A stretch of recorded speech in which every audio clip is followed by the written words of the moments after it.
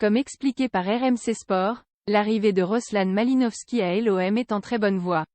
À 29 ans, le milieu ukrainien, créatif et offensif, a connu une première partie de saison frustrante du côté de l'Atalanta Bergame. Pablo Longoria est du genre obstiné. Dites-lui non, il patientera, sûr de lui, et reviendra un peu plus tard, avec davantage d'arguments pour vous convaincre. Après avoir échoué l'été dernier à échanger Cengiz Ünder contre Ruslan Malinovski, le président de l'OM est aujourd'hui bien parti pour faire signer l'international ukrainien. Comme expliqué par RMC Sport, un accord est proche d'être trouvé avec l'Atalanta autour d'un prêt avec obligation d'achat de 10 millions d'euros, hors bonus. Le dossier est en très bonne voie. Entre le départ définitif de Gerson à Flamengo, celui du flop Luis Suarez à Almeria en prêt avec option d'achat, et la blessure longue durée d'Amin Harit, recruter des éléments offensifs est devenu cet hiver une priorité pour les dirigeants marseillais pour rester sur le podium de la Ligue 1 et décrocher un ticket pour la prochaine C1.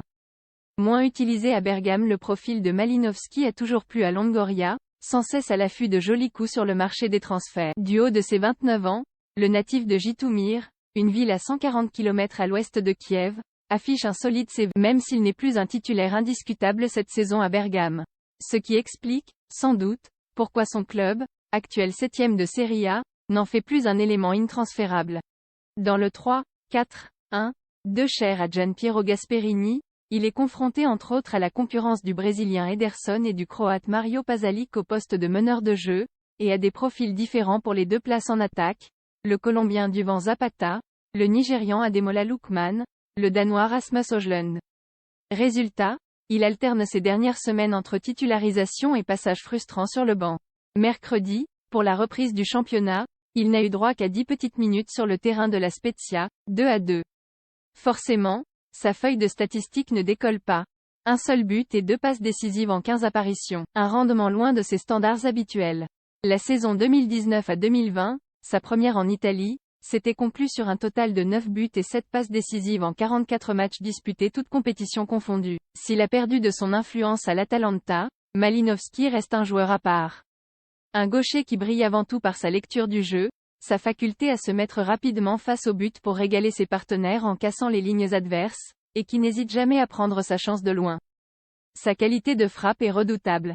Trouver la lucarne sur un missile à 25 à 30 mètres ne lui fait pas peur. Une frappe redoutable dès qu'il a su marcher, il a commencé à jouer. Il fabriquait une boule avec des chaussettes et il jouait dans le couloir de notre appartement, il envoyait sa balle dans les portes. Parfois, il frappait tellement fort que le voisin croyait qu'on venait le cambrioler. Et ça ne le faisait pas trop rire, racontait, amusée, sa mère Ekaterina, auprès de Sport Foot Magazine en 2019. À 4 ans, Ruslan m'accompagnait déjà au club. Il pouvait frapper au but pendant 3 ou 4 heures sans s'arrêter. Il a aussi été ramasseur de balles. Dans sa tête, c'était foot 24 heures sur 24. Dès qu'il rentrait de l'école, il partait à l'entraînement, et après, il jouait encore. Il a même changé d'école pour avoir plus de facilité pour s'entraîner, ajoutait son frère Alexander auprès du journal belge. S'il s'appuie principalement sur sa patte gauche, Malinovski sait aussi marquer, et faire marquer, du droit, principalement à l'entrée de la surface ou sur coup de pied arrêté. C'est également un bon dribbleur, à l'aise dans les petits espaces et qui aime revenir dans l'axe pour être à la dernière passe. Un profil de créateur ou de second attaquant, rarement bougé dans les duels, il culmine à 1,81 m, qui semble correspondre au X schéma S adopté par Igor Tudor depuis le début de son aventure marseillaise. Sa propension à prendre des risques peut entraîner un certain déchet, mais son jeu direct pourrait parfaitement se marier avec les plans tactiques du coach croate. À condition de bien gérer son caractère. Un caractère affirmé de temps en temps, il était trop volcanique dans ses réactions.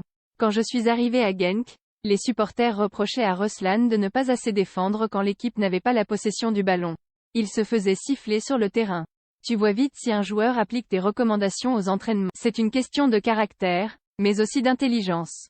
Et je me suis rendu compte que Ruslan était motivé pour s'améliorer, confiait l'an dernier à SoFoot son ancien entraîneur à Genk, Philippe Clément, aujourd'hui sur le banc de la Monaco. Malinovski a goûté au football belge de 2016 à 2019. Le temps de remporter le championnat national, la dernière année, sous les ordres de Clément, et de s'affirmer en parallèle comme un pilier de l'équipe ukrainienne, 51 sélections, 7 buts. Bien avant, il y a eu de longues années de formation au sein de l'exigeante académie du Shakhtar, des prêts à Sébastopol, en D2, puis au Zorya Louhansk, en D1, avant le grand saut vers la Belgique et le KRC Genk, révélateur de talents locaux, Thibaut Courtois, Kevin De Bruyne, Leandro Trossard, ou étrangers, Kalidou Koulibaly, Sergueï Milinkovic-Savic. La destination parfaite pour crever l'écran. Comme l'a ensuite été l'Atalanta, où il s'est frotté à la Ligue des Champions. Le voilà désormais à un nouveau tournant dans sa carrière.